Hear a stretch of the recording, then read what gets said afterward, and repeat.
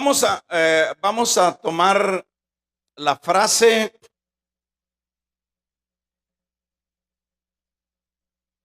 las malas decisiones. Va a ser ese el tema, las malas decisiones. Bien, en este caso estamos hablando o hemos leído la historia, el relato de una familia de Belén. Estamos hablando, por supuesto, de israelitas, de judíos. Esta familia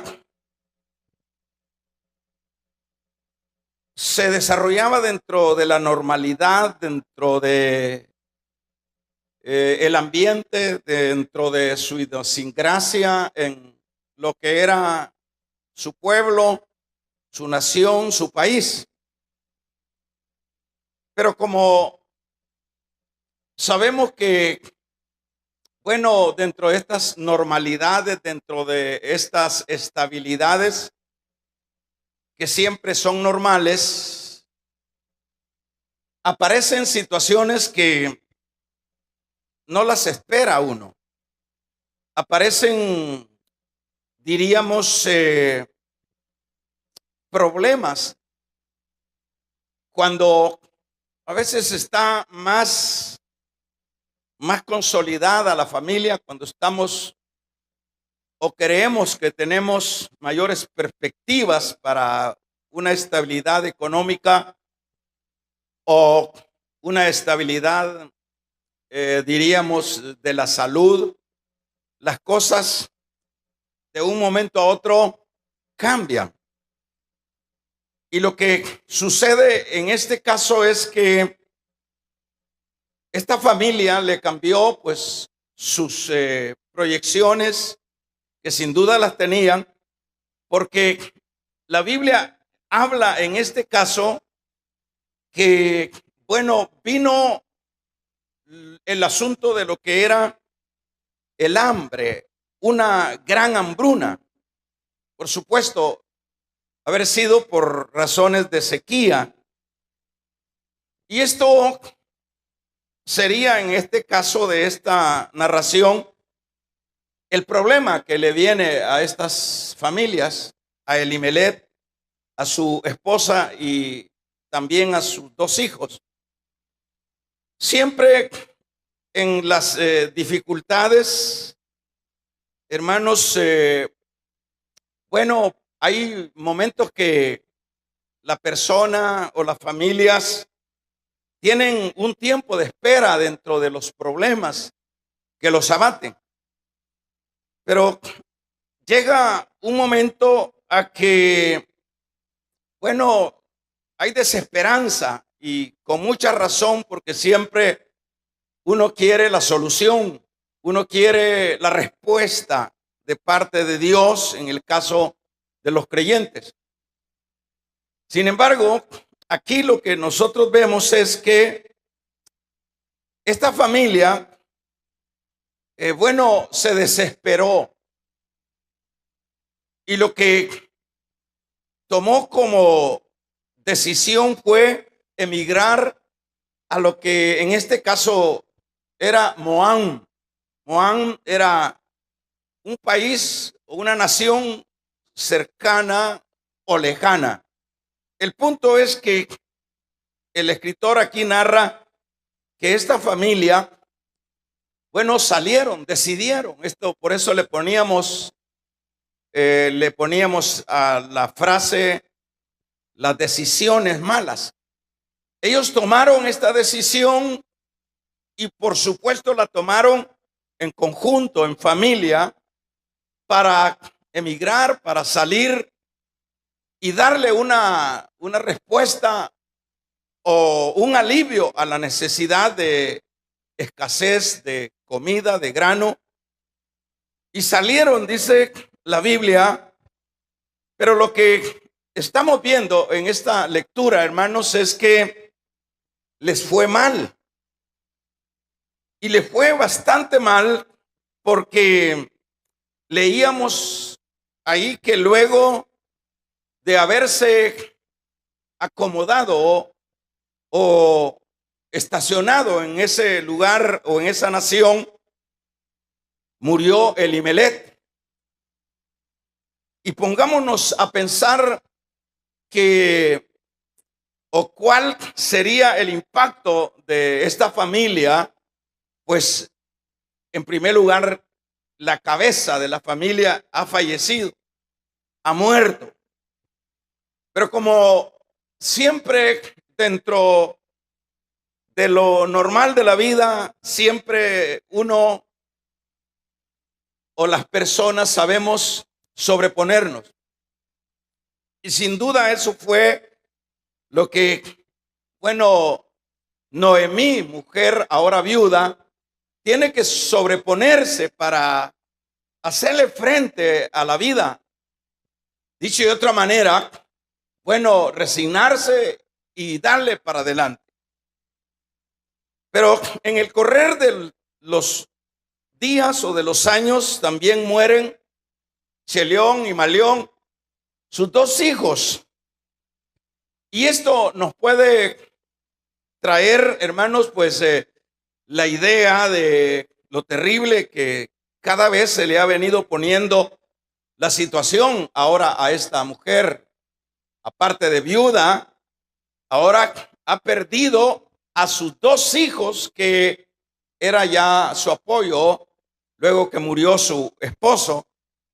Y aparte de esto, si le sumamos, está en una tierra ajena, está en un territorio de alguna manera que tiempos atrás Moab se había constituido enemigo de los israelitas y los había subyugado en tiempos atrás. Y dicho de otra manera, en este caso, no era el mejor lugar a donde estaba Noemí y donde se le habían complicado más las situaciones. Esta narración es bastante conocida por todos porque es tan maravilloso este relato. Pero ¿qué es lo que vamos a tratar la manera de extraer de esta narración o de esta predicación en esta mañana? Primeramente, luego de dar esa pequeña introducción de esta familia, vamos a extraer el mensaje que Dios tiene para nosotros en esta mañana. Y en primer lugar, esto nos enseña, hermanos, que todos aquellos que pertenecemos a Dios o que somos creyentes, siempre es necesario que tomemos nosotros siempre o tomemos en nuestras decisiones, tomemos siempre en cuenta a Dios.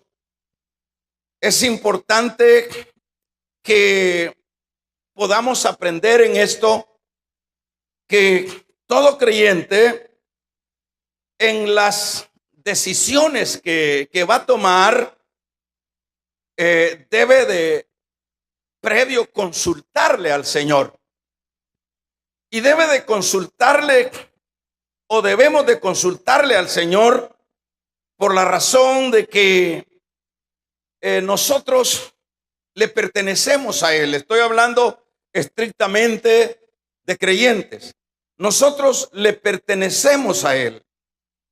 En el caso de la iglesia, con mucha mayor razón debemos de ser consultivos para Dios cuando tengamos que tomar una decisión.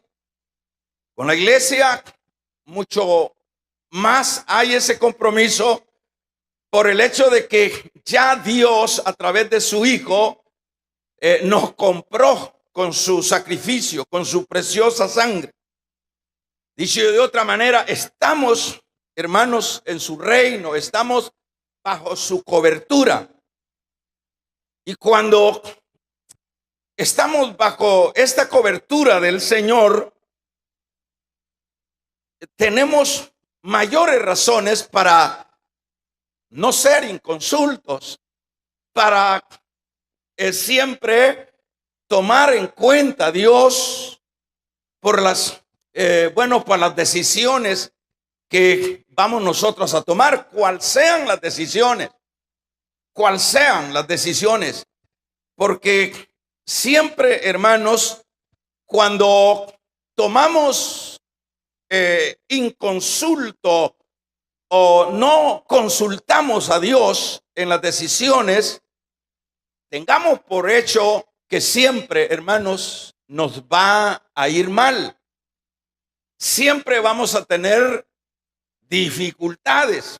A veces los problemas que nos impulsan a tomar decisiones sin consultas se nos van a empeorar más, porque no podemos desligarnos de que ahora, en el particular de la iglesia, le pertenecemos a Dios.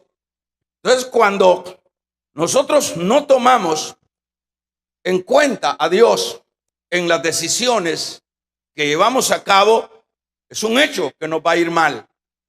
Nos va a ir mal no porque, hermanos, le voy a decir esto, no porque Dios tome represalias, que tome venganza porque somos hijos malcriados, que somos hijos inconsultos. Nos va a ir mal porque el único que conoce el presente, conoce el pasado, el presente y el futuro, es Dios. En esa base es que es necesario consultarle al que sabe, consultarle al que conoce el futuro, conoce lo que está adelante, porque en el caso muy particular de nosotros como personas, nosotros no conocemos el futuro. Nosotros podemos hablar del mañana, pero el mañana para nosotros es incierto. El mañana para nosotros es más, no existe, porque ese mañana siempre estará supeditado a la voluntad de Dios que nos otorgue un día más. Entonces, no es que nos va a ir mal porque tomemos una decisión inconsulta y Dios va a castigarnos y va a arremeter contra nuestras actitudes de malcriadeza, sino nos va a ir mal porque solo Él, lo vuelvo a repetir, conoce el futuro, conoce el mañana. Y cuando, por ejemplo, le consultamos al Señor, Él siempre, hermanos, nos va a decir lo correcto, nos va a decir exactamente lo que es conveniente para que en lugar que nos vaya mal, nos vaya bien al final. Eso es lo que necesitamos comprender nosotros. Siempre, hermanos, cuando se toman esas acciones y consultas dentro de la vida muy personal o familiar, siempre les va mal a las personas. La Biblia habla de que Josué, por ejemplo, en el caso de, aquí vemos el caso de Elimelech, el problema, vámonos, y se fueron, y les fue mal. En el caso de Josué, la Biblia dice que luego que fue vencida Jericó, en el capítulo 7, verso 3 de el libro de Josué, la Biblia dice que le dijeron a Josué, sus allegados, que subieran luego a Jai, que no necesitaba no más de 2,000 o 3,000 hombres, y que tomarían también, al igual que Jericó, tomarían a Jai. Y ese versículo vemos ahí que, hermanos, nos dice que Josué tomó la palabra de los consejeros, de los hombres más cercanos de él, y se fue a la batalla y perdió 36 hombres en la batalla. ¿Qué es lo que falló ahí? Podríamos pensar, bueno, Dios lo castigó porque no le consultó Josué al Señor. No, Dios no lo consultó.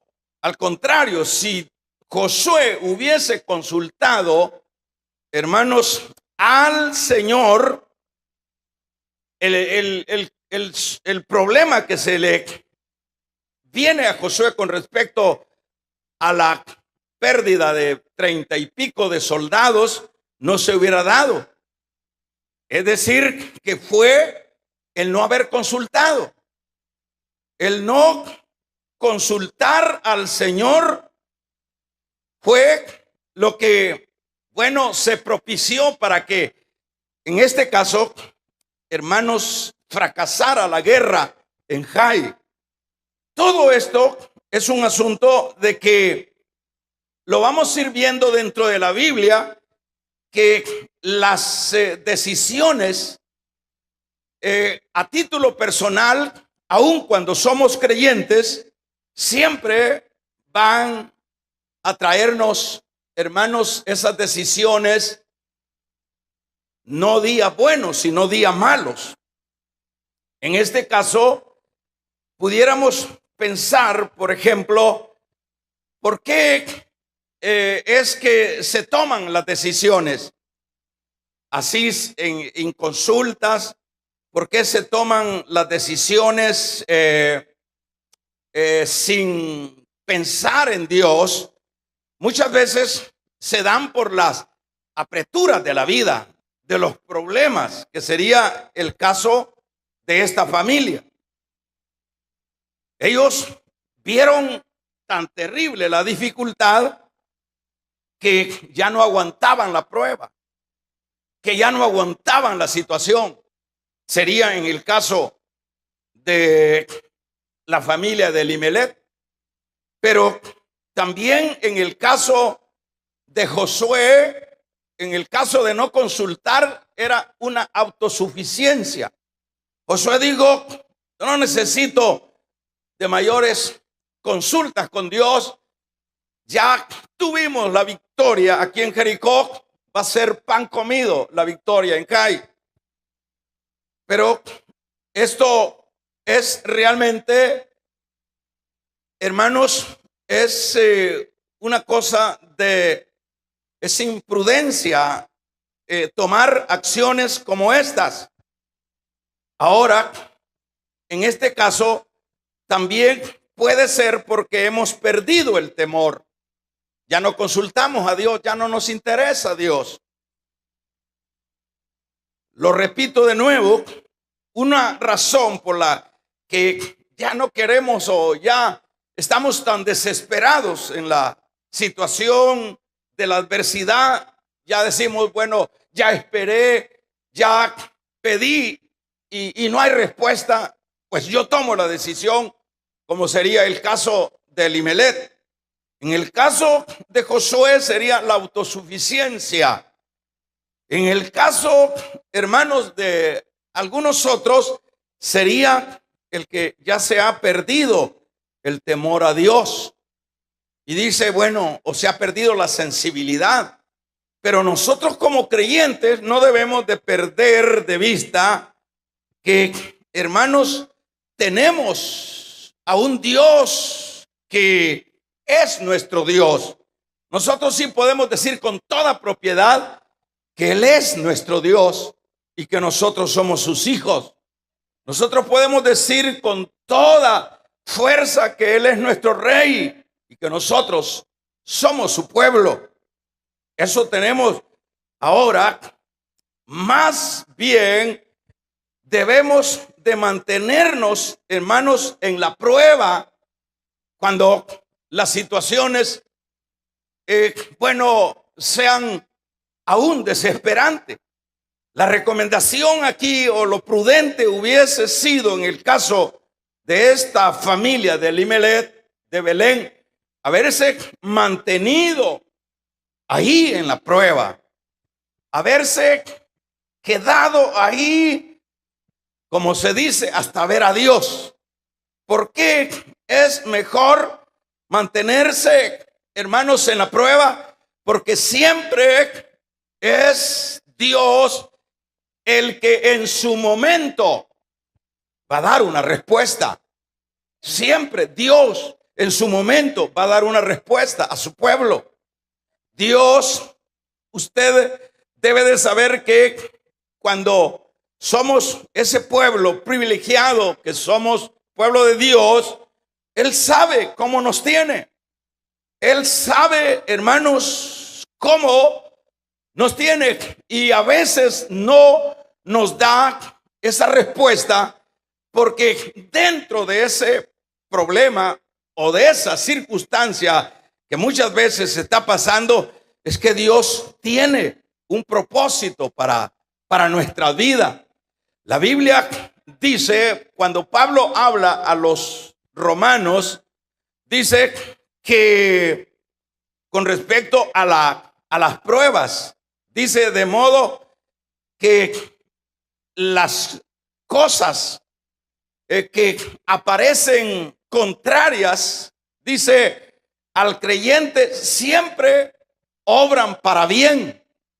El creyente no debe, o nosotros como creyentes no debemos de vernos como personas abandonadas, como personas que Dios las salvó y las dejó a la deriva en esta tierra. Nosotros no podemos tener esa mentalidad.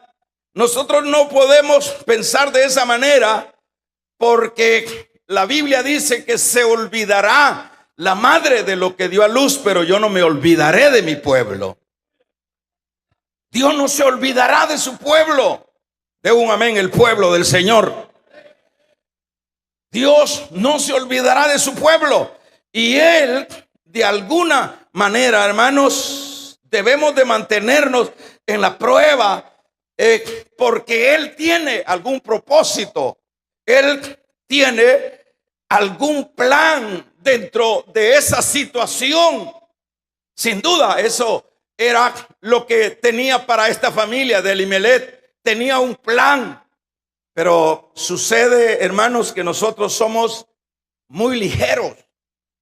Nosotros como personas, como gente, como humanos, somos muy ligeros. Nosotros luego queremos, luego actuamos, luego decidimos.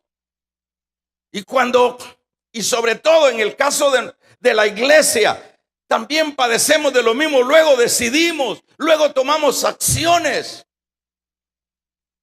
En el momento de la prueba o de la angustia, luego decimos, Dios no me escucha, Dios se ha olvidado de mí. Se puede, dijo el profeta, olvidar la madre de lo que dio a luz, pero yo no me olvido de mi pueblo. Entonces nosotros tenemos que estar conscientes que nosotros no tenemos un Dios de papel, que nosotros no tenemos un Dios clavado en un madero, que usted y yo tenemos un Dios, hermanos, que luego de que resucitó está sentado a la diestra de Dios. ¿Y sabe qué? Está intercediendo por nosotros. Entró el sumo sacerdote, hermanos, al lugar santísimo. Y eso es lo que dice el escritor de los Hebreos. Acerquémonos confiadamente al trono de la gracia para pedir misericordia y hallar el oportuno socorro. Vamos a regalarle ofrenda de palmas al Dios de la gloria. Acerquémonos en medio de la prueba, en medio de la dificultad, en medio del problema. Acerquémonos confiadamente, porque dice el escritor confiadamente. Porque solo el hijo o los hijos se pueden acercar a sus padres confiadamente, que son sus hijos y él es su padre. Solo, esta es una palabra, cuando dice el escritor que él está sentado en el trono de gracia, en el trono de la misericordia. Y que los únicos que se pueden acercar a ese trono a pedir misericordia, a decirle: Señor, mira esta prueba que estoy pasando. Mira, Señor, confiadamente, ahora ya no hay paredes, ya no necesitamos de intercesores, no necesitamos de un pastor que ore por nosotros para que nos acerquemos al trono de la gracia. No necesitamos, hermanos, a un sacerdote. No necesitamos a la bienaventurada María. Ella está en la presencia de Dios.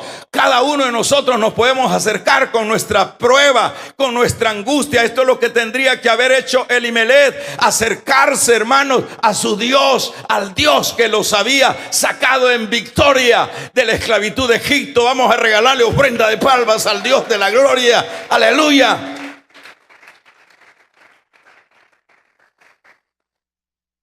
Entonces el punto es mantenernos ahí. Elimelech, con ese problema que se le viene con respecto a esta crisis de hambre por falta de alimento, hermano, lo que tendría que hacer es ahí esperar. Hay algún propósito. Esperar. Eso es lo que dice el salmista. Habla cuando dice: esperé pacientemente y Dios obró. Lo que pasa es que, hermanos, quitémonos de la cabeza la idea de que cuando ya estamos en Dios y que somos su pueblo, nosotros estamos en una cápsula que no nos va a pasar nada. Las dificultades, los problemas, las tragedias siempre van a aparecer, aun cuando seamos el pueblo del Señor. Pero lo único que debemos de saber es que no estamos solos. Lo único que debemos de saber es que estamos bajo su jurisdicción. Lo único que tenemos que saber es que Él es nuestro Dios. Lo único que tenemos que saber es que Él es nuestro Padre. Y si Él es nuestro Padre, Él va a pelear por nosotros. Él nos va a sacar adelante. Él llegará en el momento menos pensado. Eso es lo que necesitamos saber. Pero quitémoslo de la cabeza. No, a mí no me va a dar ni un catarro, a mí no me va a dar ni un problema. Yo no voy a tener problemas en el matrimonio, yo no voy a tener problemas con los hijos. ¿Cómo no? Vamos a encontrar. Yo no voy a, siempre voy a tener suficiente alimento. ¿Cómo no? Siempre, no, estamos en un mundo descompuesto y no podemos obviar, hermanos, las miserias que hay en esta tierra. Pero como dice la misma palabra, estamos en este mundo, pero no somos de este mundo. Nosotros somos extranjeros y peregrinos y tenemos que lidiar con las dificultades, con las pruebas. Tenemos que enfrentarnos a cosas que parecería que, hermanos, de ahí no saldríamos, pero nosotros tenemos que esperar pacientemente. Damos un amén, iglesia. Necesitamos esperar con paciencia, porque Dios siempre, cuando permite, hermano, o más bien cuando nos alcanza, porque voy a aclarar esto. A veces uno dice: Dios permite eso. Está bien, pero Dios no permite que nos caiga el problema. Es que estamos en medio de un mundo lleno de problemas. Y Dios no va a estar como, hermanos, manteniéndonos, como dije hace un momento, en una cápsula para que no nos dé nada. A los propios discípulos les dijo: en el mundo tendréis aflicciones. Amén. En el mundo tendréis aflicciones. Es decir, no es que Él mandó esas aflicciones, es que se dan por sí solas. Pero confiad, dice el Señor, confiad. Vamos a regalarle ofrenda de palmas al Dios de la gloria. confiad, dice el Señor. Confiad en esas aflicciones. Confiad en qué, confiar en Él. Y no se trata de hacer cosas a la ligera, de hacer cosas inadecuadas, de hacer cosas sin consulta, de tomar decisiones locas. No, el creyente debe de confiar, porque algún propósito siempre, hermanos amados, hay dentro de las avalanchas, dentro de las tormentas que nos atañen en la vida. El ejemplo de Job. El ejemplo de Job. Imagínense si Job tira la toalla. ¿Qué hizo? No hace. Nosotros leemos el libro de Job, pero el libro de Job es terriblemente angustiosa. La tragedia que se le suscitó a Job no es una cosa sencilla, pero vinieron, hermanos, ataques para que él se moviera y tomara una decisión incorrecta, como decir, bueno, yo ya no confío en Dios, como decir, yo ya no quiero a ese Dios. Si yo estoy, bueno, he perdido mis bienes, he perdido mis familias, he perdido mi salud, he perdido mis amigos, he perdido mi mujer, yo ya no quiero a ese Dios. Una decisión incorrecta. Pero lo que aprendemos con respecto a Job es que ahí se mantuvo. Damos un amén. Es que ahí se mantuvo. Mientras la mujer le dijo, maldice a tu Dios y te mueres, él le dijo, mujer, tontamente has hablado. Aleluya. ¿Cómo vamos a maldecir al que me ha bendecido? Dijo, yo sé que mi Redentor vive y mis ojos verán su rostro. Vamos a regalarle ofrenda de palmas al Dios de la gloria. Yo sé. Y siempre lo recomendable para la iglesia es manténgase ahí, aunque es que, mire, los hijos ya no hay lo que hacer. Aguántese, manténgase ahí. Algún propósito trae Dios. Que mire, con esta escasez no hay lo que hacer, me voy para Ucrania a pelear la guerra. No se vaya para Ucrania, nadie lo ha mandado para allá. Me voy entonces para Europa, allá hay euros. Me voy para el norte donde hay dólares. Manténgase firme ahí donde está. Vamos a regalarle ofrenda de palmas al Dios de la gloria. No es, hermanos, no es Europa, no es el norte, no es el sur el que nos dará la salida. Donde encontraremos la salida no es Moán, es Dios el que tiene la salida. Él es el que peleará siempre nuestras batallas y nos sacará con mano poderosa de las batallas que sean. Necesitamos entonces mantenernos.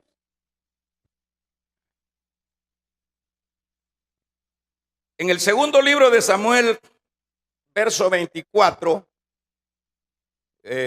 capítulo 24, verso 14, se relata el caso de David, cuando cometió el error de censar al pueblo. Vino, bueno, la reprensión de parte del Señor. El asunto es que en ese caso, lo quiero asociar a esto. David, llegó el profeta y le dijo, mira, has hecho terriblemente mal. Y viene una prueba, viene castigo sobre ti.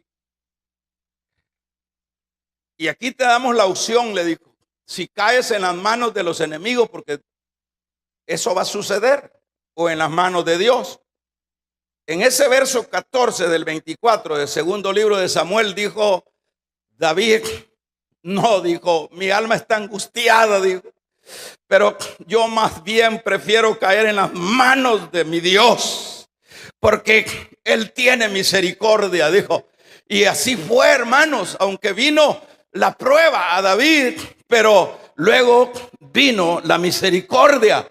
Porque estando adentro, estando ahí sin, hermanos, tomar decisiones inadecuadas es lo más cuerdo, es lo más sabio, que es lo que se tiene que hacer, porque algo va a hacer Dios, algo va a hacer Dios. Por ejemplo, cuando Elías estaba también en la situación de la escasez, del hambre, de la hambruna, de la falta de agua, el Señor, hermanos, resolvió el problema de Elías. El Señor lo llevó al arroyo de Quereb, ahí le dio carne, ahí le dio pan. Vamos a regalarle ofrenda de palmas al Dios de la gloria. Pero es mantenernos. Que se oiga un poderoso amén. Es mejor mantenernos ahí. Pero cuando dejamos de lado a Dios, porque no aguantamos y tomamos la decisión de irnos a Moab, mire lo que le pasó. Mire lo que le pasó. ¿Usted cree que es poco esto? No aguantó la prueba, porque tampoco hay que presumir de, hermano, de grandes cristianos. Hay cristianos que somos débiles y hay otros que son un poco más fuertecitos y otros que son menos fuertes, y de todo hay. Porque pudiéramos criticar a Elimelech y decirle, este cristiano, por decirlo de esa manera, este cristiano sí que no, hombre, no me convence. No, hay de todo. Pero el mensaje es para todos, para aquellos que se creen gigantes. Ajá, hay gigantes. Hay momentos que nos tiemblan los pantalones. Para los que se creen enanos, hay mensaje para los enanos. Es para los que se creen niños. Es mejor mantenernos. Damos un gloria a Dios. Vamos a regalarle ofrenda de palmas al Dios de la gloria. Es mejor mantenernos. Porque vea lo que le pasó. Fíjese que Moab, como empecé diciendo, con lo cual voy a ir finalizando, empecé diciendo que Moab, ¿a quién se le podría ocurrir en la cabeza emigrar a Moab? Sobre todo por el trasfondo de Moab. Moab había subyugado a los israelitas. Eso lo veíamos allá en Jueces, decíamos, capítulo 3, 12 al 15. Los había subyugado, los había tenido bajo su bota. Dicho de otra manera, eran enemigos. Y la palabra Moab es sinónimo de mundo. Entonces, en este caso, cuando un cristiano no se mantiene, hermanos, ahí esperando cuál será el propósito de Dios, cuál será que Dios tiene, siempre Dios, hermanos, por un lado está en las pruebas, nos está formando. Dios está viendo nuestro carácter, está viendo nuestro Dios, no es porque no lo sabe, está queriendo que crezcamos en la fe. Porque el creyente no puede quedarse sin crecimiento espiritual. Entonces todas estas cosas siempre tienen un propósito. Todos los problemas tienen un propósito, porque a los que aman a Dios, todas las cosas les ayudan a bien. Todas las cosas les ayudan a bien. Pero fíjense que a mí se me murió este ser querido. Eso es un hecho. Está establecido que todos llegaremos a ese punto, pero siempre, aún cuando eso se da, siempre ese dolor, esa angustia, ese problema, siempre trae un provecho. Siempre Dios permite que traiga un provecho. Siempre eso así. Siempre es así. Entonces, en este caso, el que Elimelech haya decidido, hermanos, dejamos a un lado a Dios y tomamos la decisión de irnos a Moab, como fue el caso de Elimelech, es sinónimo del mundo. Entonces, cuando usted ve a creyentes que por los problemas, uno le pregunta, hermano, ¿y qué pasó que ya usted ya no perseveró. Es que tuve este y este otro problema. ¿Y qué pasó, hermano, con si usted, bueno, lo conocimos? Y siempre lo que vamos a escuchar son palabras como esas, ¿verdad? No nos entendimos y sucesivamente. Pero siempre sea una insatisfacción, o sea, una prueba, o lo que sea, hermanos, o sea una bendición, porque también las bendiciones a veces nos mueven a nosotros de la fe, nos mueven de la instancia o de la estancia delante de Dios. Cualquier campo que sea una bendición, sea un problema, hermanos, sea una insatisfacción, mantengámonos ahí, porque ahí va a llegar siempre, hermanos, la mañana, como dice Pedro, que el lucero de la mañana. Y eso es lo que siempre nosotros vemos en el alba. Hermanos, empieza primero a salir el lucero de la mañana y empieza luego a surgir la luz del sol que viene, y cada momento va aclarando, cada momento va aclarando. Así es en la vida espiritual. Nosotros no estamos solos, nosotros estamos en las manos de ese Dios poderoso. Dijo el Señor: ¿quién los arrebatará de mi mano? Vamos a regalarle ofrenda de palmas al Dios de la gloria. ¿Quién los arrebatará de mi mano?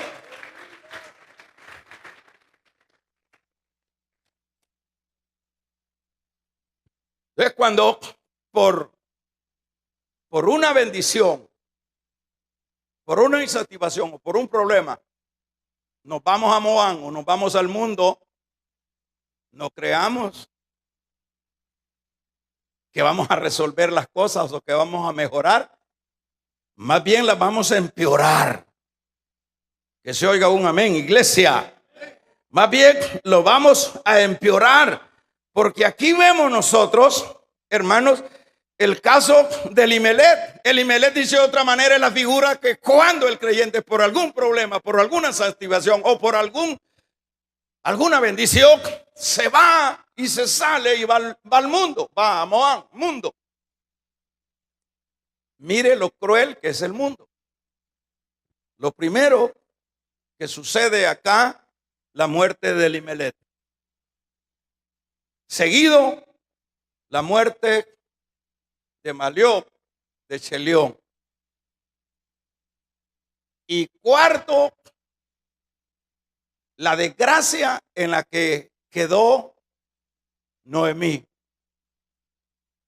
Es decir, cuando vemos ya la persona de Noemí, cuando podemos como hacer como un examen del trasfondo ahora de la persona de Noemí. Yo le he dicho varias veces, se lo repito, Noemí lo que significa es hermosa, hay adjetivos: hermosa, preciosa, bella, encantadora. Todos esos adjetivos son lo que son sinónimos del nombre de Noemí. O sea, no era una cualquiera. Noemí no era una mujer, hermanos, sin entidad. Tenía una posición. El nombre siempre en el campo de los judíos tenía sentido. No ponían nombres a la loca. Damos un amén, iglesia. El nombre siempre tenía un mensaje, y ese era el nombre de Noemí: preciosa, bonita, hermosa, encantadora, bendecida. Pero la situación de Noemí, ella misma se etiquetó Mara. Mara, arruinada. Mara, porque eso es lo que dice: ya no me llamen bonita, ya no me llamen preciosa, ya no me llamen hermosa, ya no me llamen bendecida, llámenme Mara.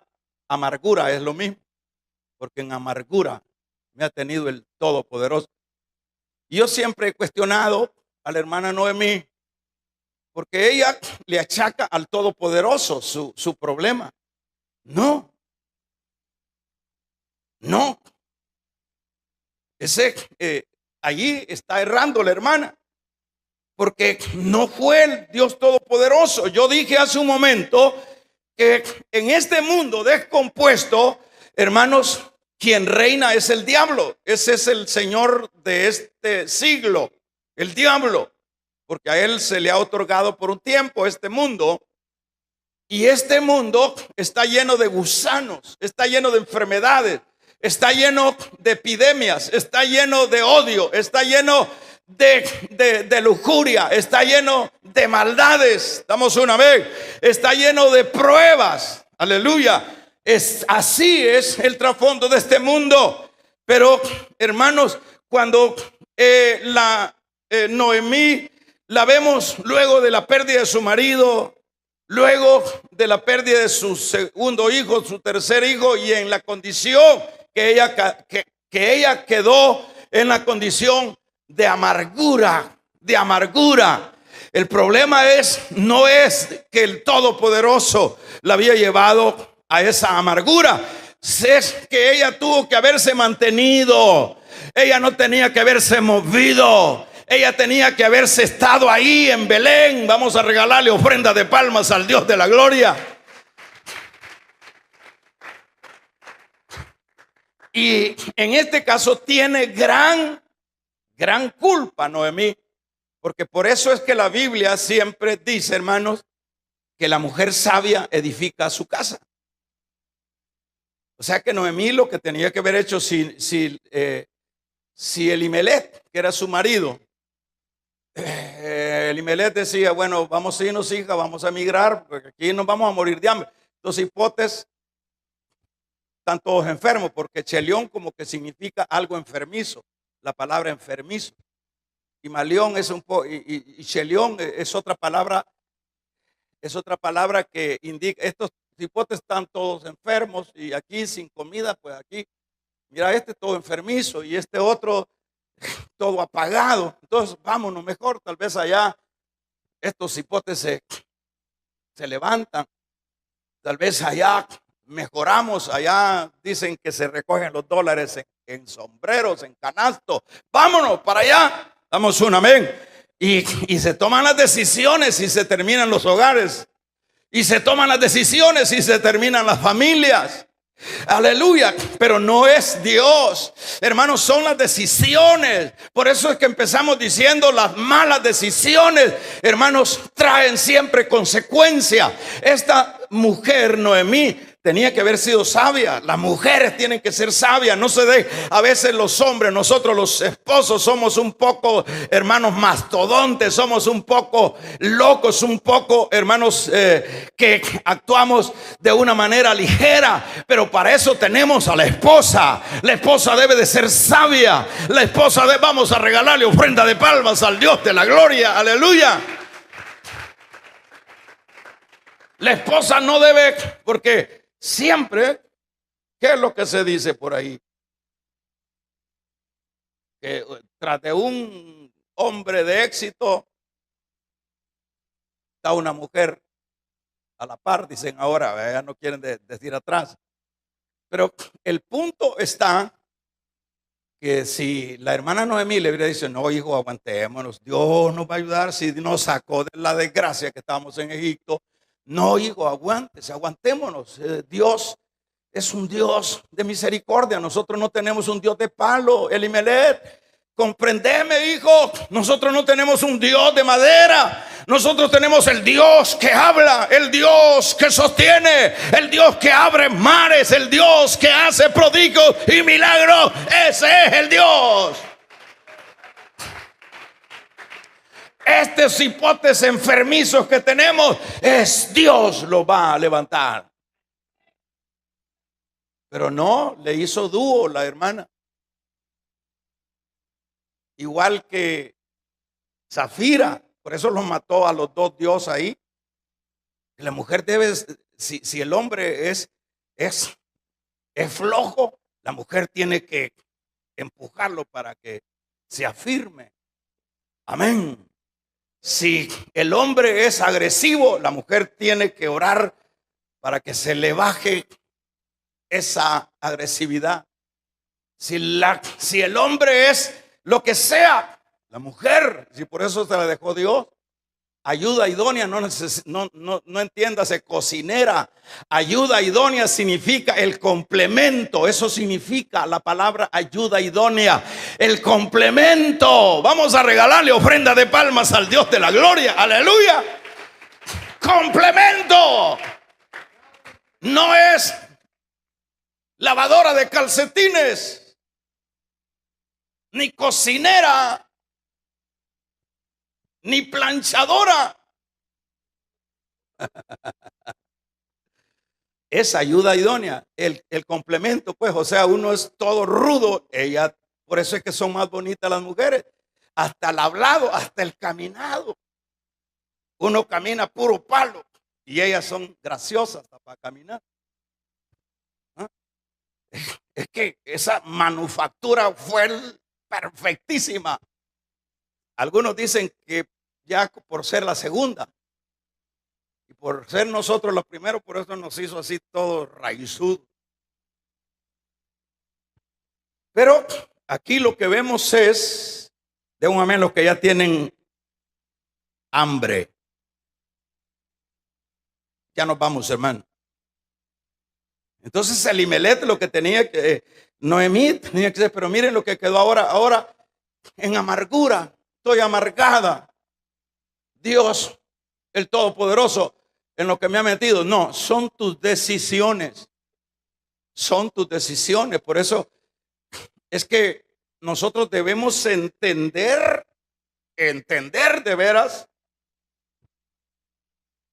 que no somos, que tenemos dueño, que estamos bajo de un rey, que nos debemos a un Señor, que somos esclavos de un amo y que no podemos tomar decisiones sin consulta. Entonces aquí vemos Moab, decíamos el tipo del mundo. Ajá. Entonces ahí, en ese caso, ya uno, el que sale de Belén, pasa al territorio enemigo. Ahí hay otro rey. Y ese rey como que se le facilita, dice, dice ese rey, ahí vienen estos tales creyentes que muchas veces han estado hablando en contra de las huestes de las tinieblas. ¡Fua! Empieza ahí. Ahora, ¿por qué Dios no evitó estas 3 muertes y esta amargura de esta mujer? Oiga esto, porque Dios siempre, que se le quede bien, Dios siempre va a proteger a los que están en su entorno. Dios siempre va a proteger a Pedro. Le dijo, Satanás te ha pedido para zarandearte, pero no te preocupes porque yo he orado al Padre para que te dé fe y pueda resistir.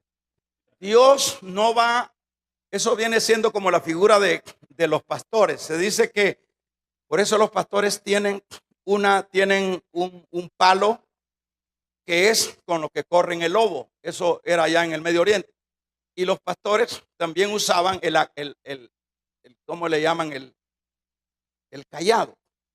El cayado es para cuando la oveja quiere salirse del lugar donde debe de estar. Viene el pastor y golpea con la vara al lobo y lo corre. Y con el cayado la traba de su cuello a la oveja y la mete para adentro. Así es allá. Y así es Dios con el cayado. Pero y el cayado no es porque Dios sea limitado. El cayado tiene un límite hasta donde alcanzar a la oveja. Entonces, cuando ya Elimelech y toda su familia ya se salieron de esa línea ahí, que es hasta donde llega el cayado, entonces ya Dios no tiene nada que hacer. ahí ya está en el territorio de otro. ¿Se entiende, verdad? El que tenga oídos oiga. La Biblia dice: separados de mí nada podéis hacer. Vamos a regalarle ofrenda de palmas al Dios de la gloria. Nada podéis hacer.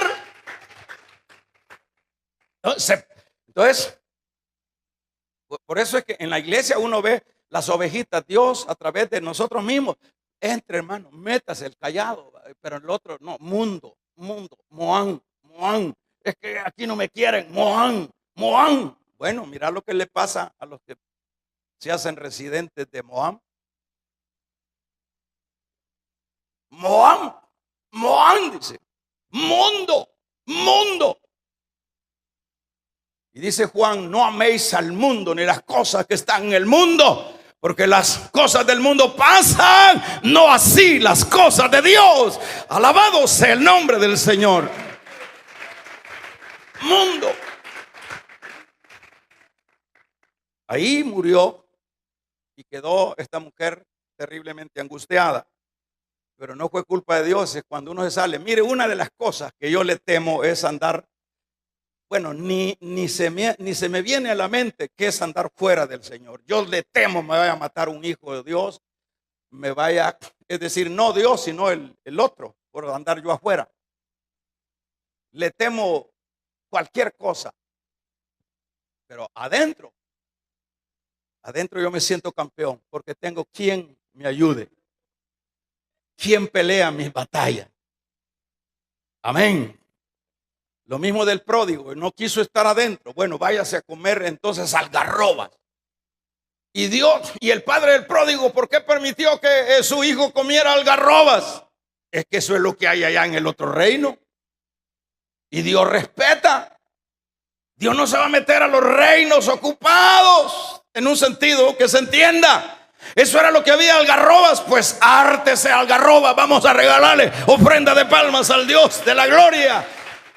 Coma algarrobas. Amén. Es mejor mantenerse, aunque sea regañadientes, aunque sea pegándole mordidas a los hierros. Manténgase. Mantengámonos. ¿Por qué hay que mantenernos?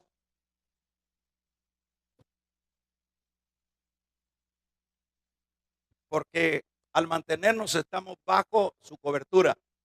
Al mantenernos, el cayado todavía alcanza nuestro cuello, va para adentro. Pero Dios no va a andar buscando a personas que decidan por Moán. Claro, eso no quiere decir que Él los ha desechado, tampoco eso. Él no los desecha, Él vaya a darse sus vacaciones, mi amor. Y eso es lo que nos pasa a algunos de nosotros. Algunos de nosotros, si fuéramos sinceros, me ayudaran a predicar y dijeran: hermano, usted tiene razón, yo me fui a vacacionar allá a Moán y me llegó el diablo, perdí los hijos, perdí la mujer, vamos a regalarle ofrenda de palmas al Dios de la gloria. No me fue bien. Lo mejor es mantenerse en la cobertura en medio de las pruebas, porque Dios a su tiempo, y ese era el versículo que leíamos, hermanos, el versículo que leíamos era el 6. Entonces se levantó con sus nueras y regresó de los campos de Moab. Porque, ¿qué dice? Porque oyó en el campo de Moab que Jehová había visitado a su pueblo para darles pan. 10 años fuera. Ahora viene en la condición que viene. ¿Cómo regresa? Oyó la noticia que Dios, que la sequía había pasado, que la hambruna había pasado, que ahora habían grandes cosechas. Y vaya que Noemí se vino a encontrar con sus parientes Booz, supermillonarios, grandes agricultores, sacando grandes trigales. y oyó que Jehová había bendecido a Israel, a Belén dándoles pan. Vaya, pero ahorita vienes, pero gloria a Dios que vienes, Noemí. Gloria a Dios, porque como siempre el que es hijo regresa. El pródigo era hijo y regresó, pero regresó acabado. Vamos a regalarle ofrenda de palmas al Dios de la gloria. Aleluya. Eso es lo precioso, que el que es hijo siempre va a decir, en que sea paleado, decir, aquí me voy a reconciliar porque esta es mi casa, porque tuve que moverme y toda la tragedia. Pero esta mañana aquí te está esperando el padre del pródigo. Aquí está esperándote Dios, no para sacarte los trapos al sol, para abrazarte, para cambiarte, para bendecirte.